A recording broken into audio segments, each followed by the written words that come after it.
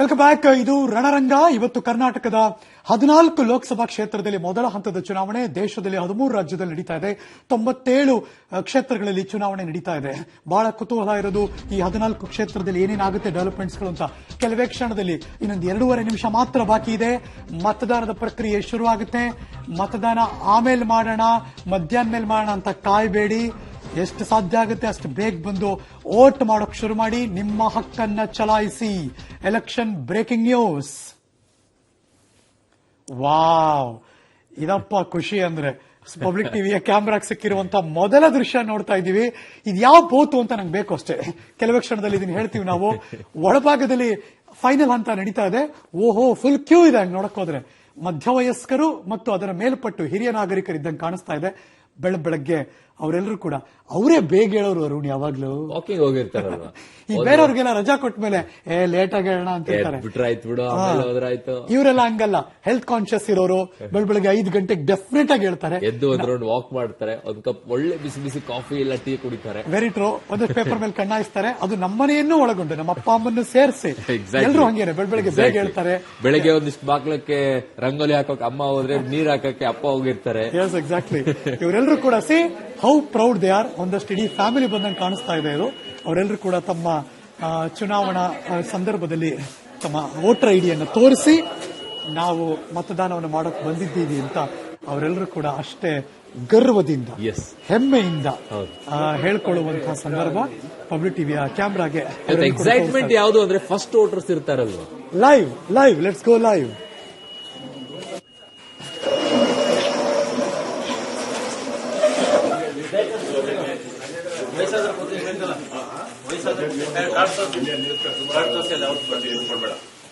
City ಜನ ಮಾತ್ರ ಅಲ್ಲ, ನಮ್ಮ ಹಳ್ಳಿಗರು ಕೂಡ ಅವರು ಬಂದ್ರು ಎದ್ದು.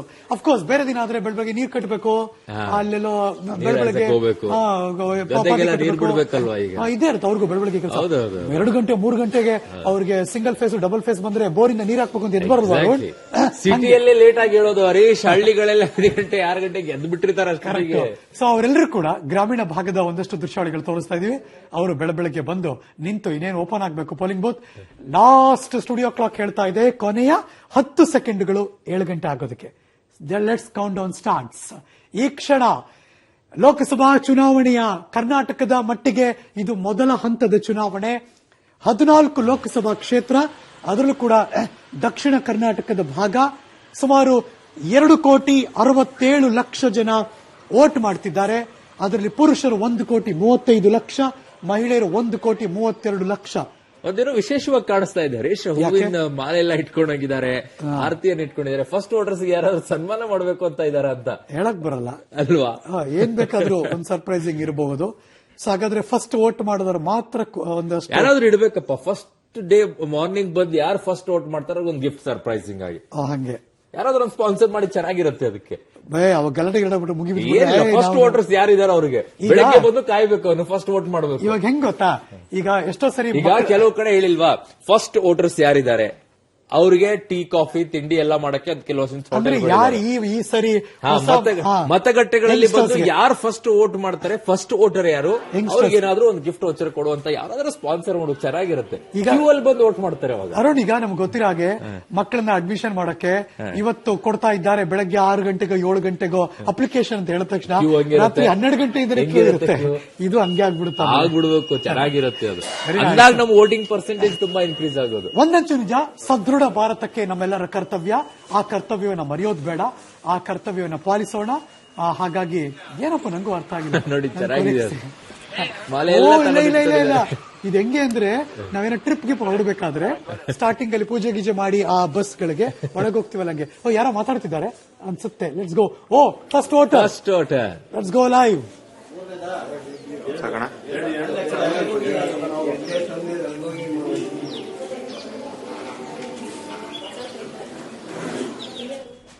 ಬರ್ಲಪ್ಪ ಎಲ್ಲರೂ ಕೂಡ. ಯಾವ್ಯಾವ ದಿನ ಸೆಲ್ಫಿ ಹಾಕ್ತಿವಿ, ಬೆರಳು ತೋರಿಸಿ ವೋಟ್ ಮಾಡಿ ಅಷ್ಟೇ. ಬೆರಳು ತೋರಿಸಿ ವೋಟ್ ಮಾಡಿ. ಆಮೇಲೆ ಬೆರಳು ತೋರಿಸೋದು ಕಡಿಮೆ ಆಗುತ್ತೆ, ಇಂಥದ್ದಾಗಿಲ್ಲ ಅಂತದಾಗಿಲ್ಲ ಅಂತ. ಸೊ ಬೆರಳು ತೋರಿಸಿ ವೋಟ್ ಮಾಡಿ. ಫಸ್ಟ್ ವೋಟರ್ ಪಬ್ಲಿಕ್ ಟಿವಿ ಕ್ಯಾಮ್ರಾಗಿ ಕಂಡು ಬಂದದ್ದು. ಇವರೆಲ್ಲರೂ ಕೂಡ ವೋಟರ್ ಐಡಿ ತೋರಿಸ್ತಿದ್ದಾರೆ. ವೋಟ್ ಹಾಕಿದ್ಮೇಲೆ ಇದು ಮಂಡ್ಯ. ಕ್ಯೂ ಇದೆ ಕ್ಯೂ ಅಲ್ಲೇ ನಿಂತ್ಕೊಂಡ್ಬಿಟ್ಟಿದ್ದಾರೆ ಹಾಕಕ್ ವೋಟ್ ಮಾಡಕ್ಕೆ. ನನಗೆ ಕುತೂಹಲ ಇರೋದು ಮಂಡ್ಯದಲ್ಲಿ ಶೇಕಡ ಎಷ್ಟು ಪರ್ಸೆಂಟೇಜ್ ವೋಟ್ ಆಗುತ್ತೆ ಅಂತ, ಅದು ತುಂಬಾ ಕುತೂಹಲ. ಮಂಡ್ಯ ಅಂತಲ್ಲ, ಒಂದಷ್ಟು ಕಡೆ ನಂಗೂ ಕುತೂಹಲ ಇದೆ. ಹೈಯೆಸ್ಟ್ ವೋಟಿಂಗ್ ಆಗ್ಬೇಕು ಅಂದ್ರೆ ಈ ಸಲ ಚೆನ್ನಾಗಿರುತ್ತೆ. ದಾಟಬೇಕು, 85% ದಾಟಬೇಕು ವೋಟಿಂಗ್. ಅವಾಗ ನೋಡಪ್ಪ ಕತೆ. ಒಂದು 10-15% ಏನು ಮಾಡಕ್ಕಾಗಲ್ಲ ಕೆಲವೊಂದು ಸಂದರ್ಭದಲ್ಲಿ, ಹುಷಾರಿರಲ್ಲ, ಇನ್ನು ಏನೇನೋ ಇರುತ್ತೆ ಒಂದಷ್ಟು. ಅದು ಮೀರಿಸಿದ್ರೆ 85-90% ವೋಟಿಂಗ್ ಆಗ್ಬೇಕು. ಖುಷಿ ಆಗ್ತಾ ಇರೋದು 7 ಗಂಟೆಗೆ ಕ್ಯೂ ಅಲ್ಲಿ ನಿಂತ್ಕೊಂಡಿದ್ದಾರೆ, ಖುಷಿ ಆಗ್ತಾ ಇದೆ. ಈ ರೀತಿಯಾಗಿ ಸಾಲು ಗಟ್ಕೊಂಡು ನಿಂತ್ಕೊಂಡು ಮತದಾನ ಮಾಡೋಕ್ ಬರ್ತಾ ಇದ್ದಾರೆ ಬೆಳಿಗ್ಗೆ ಅಂದ್ರೆ very nice and very surprising ಅಂತ ಏನೂ ಅಲ್ಲ. ಜನ 8 ಗಂಟೆ ಆದ್ಮೇಲೆ ಒಂದು ಕಾಫಿ ತಿಂಡಿ ಮುಗಿಸ್ಕೊಂಡ್ಬಿಟ್ಟು 8 ಗಂಟೆಗೆ ಬರೋರು ಜಾಸ್ತಿ ಇರ್ತಾರೆ. ಬಟ್ ಈಗ ಬೆಳಗ್ಗೆನೆ ಬಂದ್ಬಿಟ್ಟು ಕ್ಯೂ ನಲ್ಲಿ ನಿಂತ್ಕೊಂಡು ವೋಟ್ ಮಾಡಕ್ ಬಂದಿದ್ದಾರೆ ಅಂದ್ರೆ ವೆರಿ ಗುಡ್. ಹೀಗೆ ಮುಂದುವರಿಲಿ, ಸದಾ ಹೀಗೆ ಇರ್ಲಿ ಅಂತ. 6 ಗಂಟೆವರೆಗೂ ಮತದಾನ ಆಗೋವರೆಗೂ ಹೀಗೆ ಇರಬೇಕು. ಎಸ್, ರಾಜ್ಯಾದ್ಯಂತ ಮತದಾನ ಆರಂಭ ಆಗಿದೆ. ಕೆಲವು ಮತಗಟ್ಟೆಗಳಲ್ಲಿ ಈಗಾಗಲೇ ಮತದಾನವನ್ನ ಮಾಡಿದರೆ. ಪಬ್ಲಿಕ್ ಟಿವಿಯಲ್ಲಿ ಮೊದಲ ಮತದಾನ ಮಾಡಿದಂತ ಬೆಂಗಳೂರಿನ ದೃಶ್ಯಾವಳಿಗಳನ್ನು ತೋರಿಸಿದ್ವಿ. ಇನ್ನೊಂದು ಕಡೆ ಬೆಂಗಳೂರಿನ ಬಗಲಗುಂಟೆಯಲ್ಲಿ ಮತಗಟ್ಟೆಗೆ ಇದೀಗ ಹಿರಿಯ ನಾಗರಿಕರೊಬ್ರು ಇದೀಗ ವೋಟ್ ಹಾಕೋದಕ್ಕೆ ಯಂಗ್ಸ್ಟರ್ಸ್ ಗಳಿಗೆ ತುಂಬಾ ದೊಡ್ಡ ಸ್ಫೂರ್ತಿ ರೀ ಇವರು, ಹಂಗ್ ನೋಡಕ್ ಹೋದ್ರೆ. ಹಾಗಾಗಿ ಹಿರಿಯ ನಾಗರಿಕರೊಬ್ರು ಅವರ ಕುಟುಂಬದವರ ಸಹಕಾರದೊಂದಿಗೆ ಮತಗಟ್ಟೆಗೆ ಬಂದು ವೋಟ್ ಮಾಡುವಂತಹ ಈ ಕ್ಷಣದ ಲೈವ್ ದೃಶ್ಯಾವಳಿಗಳು.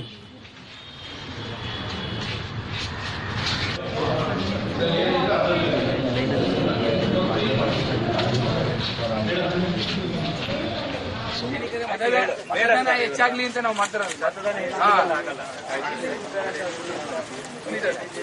ಬನ್ನಿ ಸರ್. ಮೈಸೂರಿನ ದೊಡ್ಡ ಕಾಲೇಜ್ ಅದು. ಆ ಕಾಲೇಜ್ ಮುಂಭಾಗದಲ್ಲಿ ಅಲ್ಲಿ ರಂಗೋಲಿಯನ್ನು ಬಿಟ್ಟು ತಳಿರು ತೋರಣಗಳಿಂದ ಸಿಂಗಾರಗೊಂಡಂತಹ ಮತಗಟ್ಟೆ. ಈಗ ಅಲ್ಲಿ ಒಳಗೋಗ್ತಾ ಇದ್ದಾರೆ. ಯಾರಿಗೂ ಮಾಲೆ ಹಾಕಿದ್ರು ಅಂತ ಅನ್ಸುತ್ತೆ, ಅದು ಫಸ್ಟ್ ಅವ್ರಿಗೆ ಅನ್ಸುತ್ತೆ, ನಂಗೂ ಗೊತ್ತಿಲ್ಲ ಯಾರು ಅಂತ. ಸದ್ಯ ನಮ್ಮ ರಿಪೋರ್ಟರ್ ಸಿಕ್ಕರೆ ಕೇಳಬೇಕು ಏನಾಯ್ತು ಏನ್ ಕತೆ ಅಂತ. ಅವರೆಲ್ಲರನ್ನು ಕೂಡ ಈಗ ಒಳಗಡೆ ಬಿಟ್ಟಿದ್ದಾರೆ ವೋಟ್ ಮಾಡೋದಕ್ಕೆ ಅಂತ. ಮೈಸೂರಿನ ನೇರ ದೃಶ್ಯಾವಳಿಗಳು ಅರುಣ್ ಇದೆ. ರೀಸೆಂಟ್ ಆಗಿ ಒಂದು ವಿಡಿಯೋ ಕೂಡ ಬಂದಿತ್ತು, ಹಿರಿಯರಿಗೆ ವೋಟ್ ಮಾಡೋಕೆ ಎಂತ ಕುತೂಹಲ ಇರುತ್ತೆ ಅಂತ ಹೇಳಿ. ಅದನ್ನ ನೋಡ್ತಾ ಇದ್ರೆ ಒಂದ್ ರೀತಿ ಎಕ್ಸೈಟ್ ಆಗ್ಬಿಡುತ್ತೆ ಅಲ್ವಾ ಹರೀಶ್? ರಾಜ್ಯಾದ್ಯಂತ ಬೆಂಗಳೂರು ಗ್ರಾಮಾಂತರ, ಬೆಂಗಳೂರು ಉತ್ತರ, ಬೆಂಗಳೂರು ಕೇಂದ್ರ, ಬೆಂಗಳೂರು ಗ್ರಾಮೀಣ, ಈ ಭಾಗದ ಚಿಕ್ಕಬಳ್ಳಾಪುರ, ಅದರ ಪಕ್ಕ ಈ ಕಡೆ ಕೋಲಾರ, ಈ ಭಾಗದಲ್ಲಿ ತುಮಕೂರು, ಹಳೆ ಮೈಸೂರು ಭಾಗದಲ್ಲಿ ಈ ಕಡೆ ಹಾಸನ, ಮಂಡ್ಯ, ಮೈಸೂರು, ಕೊಡಗು, ಬಾರ್ಡರ್ನಲ್ಲಿ ಚಾಮರಾಜನಗರ, ಇನ್ನು ಕರಾವಳಿ ಕಡೆ ಬಂದ್ರೆ ದಕ್ಷಿಣ ಕನ್ನಡ, ಚಿಕ್ಕಮಗಳೂರು, ಉಡುಪಿ, ಇನ್ನು ಮಧ್ಯ ಕರ್ನಾಟಕ ಭಾಗದಲ್ಲಿ ಹತ್ತತ್ರ ಅದು ಚಿತ್ರದುರ್ಗ. ಒಟ್ಟು 14 ಲೋಕಸಭಾ ಕ್ಷೇತ್ರದಲ್ಲಿ ಇವತ್ತು ಮತದಾನದ ಪ್ರಕ್ರಿಯೆ ಈ ಕ್ಷಣ ಶುರುವಾಗಿದೆ. ನಿಮ್ಮ ಪಬ್ಲಿಕ್ ಟಿವಿಯ ಸ್ಕ್ರೀನ್ ನಲ್ಲಿ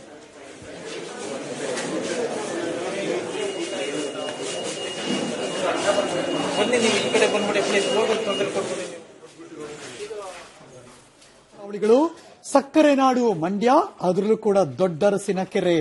ರೆಬಲ್ ಸ್ಟಾರ್ ಅಂಬರೀಶ್ ಅವರ ಮಡದಿ ಪಕ್ಷೇತರ ಅಭ್ಯರ್ಥಿಯಾಗಿ, ಮುಖ್ಯಮಂತ್ರಿಗಳ ಪುತ್ರ ನಿಖಿಲ್ ಕುಮಾರಸ್ವಾಮಿ ಪಕ್ಷೇತರ ಮೈತ್ರಿಕೂಟದ ಅಭ್ಯರ್ಥಿಯಾಗಿ ಕಂಟೆಸ್ಟ್ ಮಾಡ್ತಿದ್ದಾರೆ. ದೊಡ್ಡರಸಿನ ಕೆರೆಯಲ್ಲಿ ಮತದಾನದ ಪ್ರಕ್ರಿಯೆ ಶುರುವಾಗಿದೆ. ಲೈವ್ ದೃಶ್ಯಾವಳಿಗಳು ತೋರಿಸ್ತಾ ಇದ್ದೀವಿ.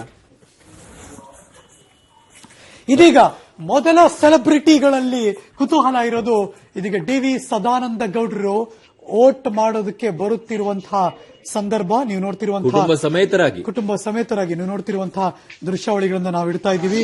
ಕುಟುಂಬ ಸಮೇತರಾಗಿ ಅವರು ಬರ್ತಿದ್ದಾರೆ ವೋಟ್ ಮಾಡೋದಕ್ಕೆ ಅಂತ. ಸನ್ಮಾನ್ಯ ಡಿ.ವಿ. ಸದಾನಂದ ಗೌಡರು ಬೆಂಗಳೂರು ಉತ್ತರ ಕ್ಷೇತ್ರದ ಅಭ್ಯರ್ಥಿ.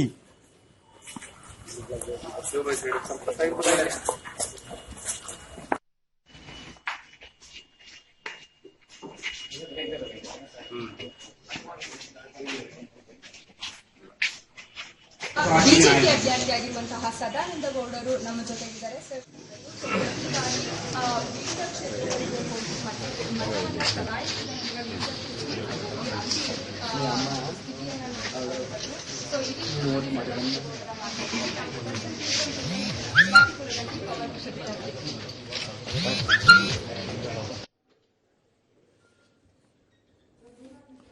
ಓಕೆ, ಹಿರಿಯ ನಾಗರಿಕರು ಬಂದು ಆಗ್ಲೇ ಮತದಾನವನ್ನ ಮಾಡೋಕೆ ಶುರು ಮಾಡಿದರೆ. ಮತ್ತೊಬ್ಬ ಅಜ್ಜಿಯನ್ನ ಕೂಡ ನೀವು ಗಮನಿಸಬಹುದು, ಅವರು ಕೂಡ ಬಂದು ಮತದಾನ ಮಾಡೋಕೆ ತಯಾರಾಗಿ ಕೂತ್ಕೊಂಡಿದ್ದಾರೆ. ಒಂಚೂರು ನಿಂತ್ಕೊಳ್ಳೋಕೆ ಕಷ್ಟ ಆಗಿದ್ರೆ ಹಾಗಾಗಿ ಚೇರ್ ಅನ್ನೇ ಪೊಲೀಸರು ಬಿಟ್ಕೊಟ್ಟಿದ್ದಾರೆ. ವ್ಯವಸ್ಥೆಯನ್ನ ಬಹಳಷ್ಟು ಕಡೆ ಬಹಳಷ್ಟು ರೀತಿಯಾದಂತಹ ವ್ಯವಸ್ಥೆಯನ್ನ ಮಾಡಿಕೊಂಡಿದ್ದಾರೆ. ರಾಜ್ಯಾದ್ಯಂತ 393 ಸಖಿ ಮತಗಟ್ಟೆಗಳಿದೆ. ಇನ್ನೊಂದು ಕಡೆ ಬುಡಗಟ್ಟು ಸಮುದಾಯಕ್ಕೆ ಮೀಸಲಾಗಿ 32 ಮತಗಟ್ಟೆಗಳನ್ನ ಇಟ್ಕೊಂಡಿದ್ದಾರೆ. ದಿವ್ಯಾಂಗರೇ ನಿರ್ವಹಿಸುವಂತಹ 61 ಮತಗಟ್ಟೆಗಳಿವೆ. ರಾಜ್ಯಾದ್ಯಂತ ಒಟ್ಟು 4,29,000 ದಿವ್ಯಾಂಗ ಮತದಾರರಿದ್ದಾರೆ. ಹಾಗಾಗಿ ಅವರಿಗೆ ಅನುಕೂಲ ಕಲ್ಪಿಸೋಕ್ಕೂ ಕೂಡ ವ್ಯವಸ್ಥೆಯನ್ನ ಮಾಡಿದ್ದಾರೆ. ಮಗದೊಂದು ಕಡೆ ಒಂದಿಷ್ಟು ನ್ಯೂ ವೋಟರ್ಸ್ ಇದ್ದಾರೆ. ಮತದಾನ ಮಾಡೋಕೆ ಬೆಳಗ್ಗೆ ಒಂದಿಷ್ಟು ಹಿರಿಯ ನಾಗರಿಕರು ಕೂಡ ಬಂದಿದ್ದಾರೆ. ಕ್ಯೂನಲ್ಲಿ ನೀವು ನೋಡ್ತಾ ಇರಬಹುದು, ತಮ್ಮ ವೋಟರ್ ಐಡಿಗಳನ್ನ ತೋರಿಸಿಕೊಂಡು ಸಾಲಾಗಿ ನಿಂತ್ಕೊಂಡಿದ್ದಾರೆ. ಈಗ ಮತದಾನ ಶುರುವಾಗಿ 7-8 ನಿಮಿಷ ಆಗೋಗಿದೆ. ಆಲ್ರೆಡಿ ಕ್ಯೂನಲ್ಲಿದ್ದಾರೆ ಮತದಾರರು. ಮತದಾನ ಮಾಡೋಕೆ ಸಜ್ಜಾಗಿ ನಿಂತಿದ್ದಾರೆ. ಈ ಬಾರಿ ಹೈಯೆಸ್ಟ್ ವೋಟಿಂಗ್ ಪರ್ಸೆಂಟೇಜ್ ಆಗುತ್ತೆ ಅನ್ನೋದು ನನ್ನ ನಂಬಿಕೆ. ಹಾಗಾಗಿ ಈ ನಂಬಿಕೆಯನ್ನ ಮತದಾರರು ಉಳಿಸ್ತಾರಾ ಇಲ್ವಾ ಅನ್ನೋದನ್ನ ನೋಡಬೇಕು. ಸದ್ಯಕ್ಕಂತೂ ಮತದಾನ ನಡೀತಾ ಇದೆ. ಮತಗಟ್ಟೆಗಳ ದೃಶ್ಯಾವಳಿಗಳು ನಿಮ್ಗೆ ತೋರಿಸ್ತಾ ಇದ್ದೀವಿ.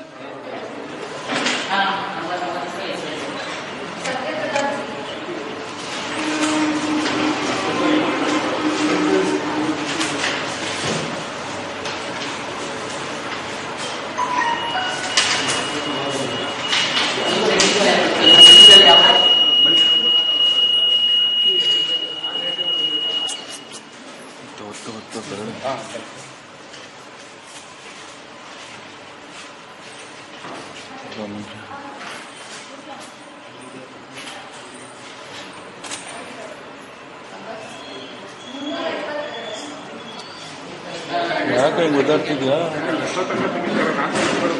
ಏನಪ್ಪ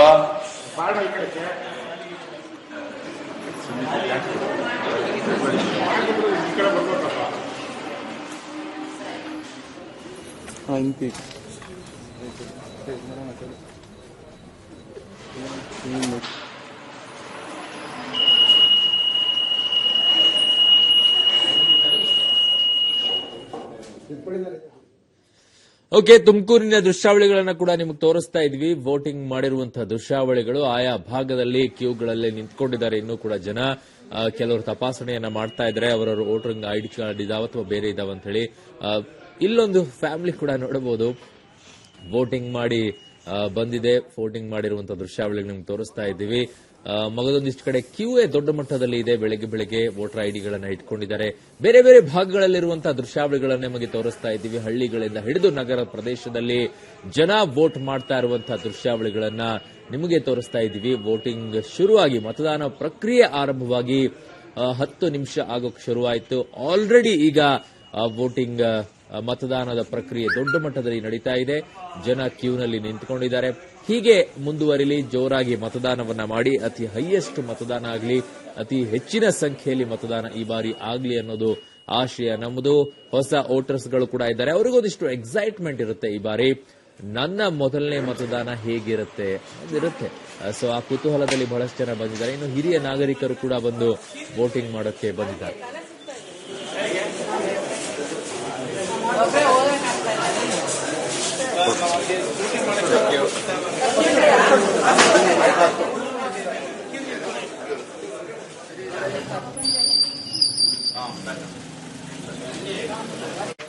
ನೀವು ತೋರಿಸಿ, ಆ ಕಡೆ ನೀವು ತೋರ್ಸೋಣ.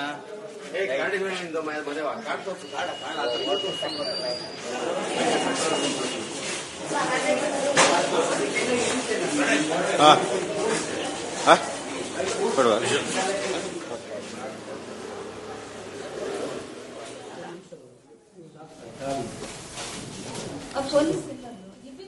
ಓಕೆ, ಮತದಾರರೇ ಹೋಗಿ ಮತದಾನವನ್ನ ಮಾಡಿ. ಸಾಲು ಸಾಲಾಗಿ ನಿಲ್ಲುವಂತ ಪ್ರಸಂಗ ಬೇಡ. ಸಾಧ್ಯವಾದಷ್ಟು ಬೇಗ ಹೋಗಿ ಬೇಗ ಮತದಾನ ಮಾಡಿ. ಹೊಸ ವೋಟರ್ಗಳು ಕೂಡ ಮೊದಲನೇ ಬಾರಿಗೆ ಮತದಾನವನ್ನ ಮಾಡುವಂತಹ ಮತದಾರರನ್ನ ನೀವು ಗಮನಿಸ್ತಾ ಇದ್ದೀರಾ. ಫಸ್ಟ್ ಟೈಮ್ ವೋಟ್ ಮಾಡಿ ಬಂದಿರುವಂತಹ ಮತದಾರರನ್ನ ಕೂಡ ನಿಮಗೆ ತೋರಿಸ್ತಾ ಇದ್ದೀವಿ.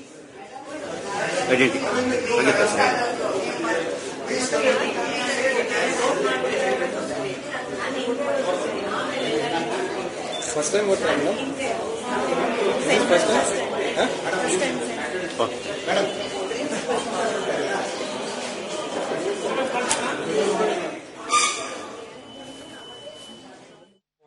ಇನ್ನೊಂದ್ ಕಡೆ ಹಾಸನದ ದೃಶ್ಯಾವಳಿಗಳನ್ನ ತೋರಿಸ್ತಾ ಇದ್ದೀವಿ. ರೇವಣ್ಣ ಅವರು ಪೂಜೆಯನ್ನ ಮಾಡಿಸ್ಕೊಂಡು ಬರ್ತಾ ಇದ್ದಾರೆ. ಪೂಜೆ ಅಂದ್ರೆ ರೇವಣ್ಣ ಅವರಂದ್ರೆ ಪೂಜೆ ಅನ್ನೋ ರೀತಿಯಲ್ಲಿ. ಸೊ ಈಗಲೂ ಕೂಡ ಅವ್ರ ದೇವಸ್ಥಾನದಿಂದ ಆಚೆ ಬರ್ತಾ ಇರುವಂತಹ ದೃಶ್ಯಾವಳಿಗಳನ್ನ ನೋಡಬಹುದು.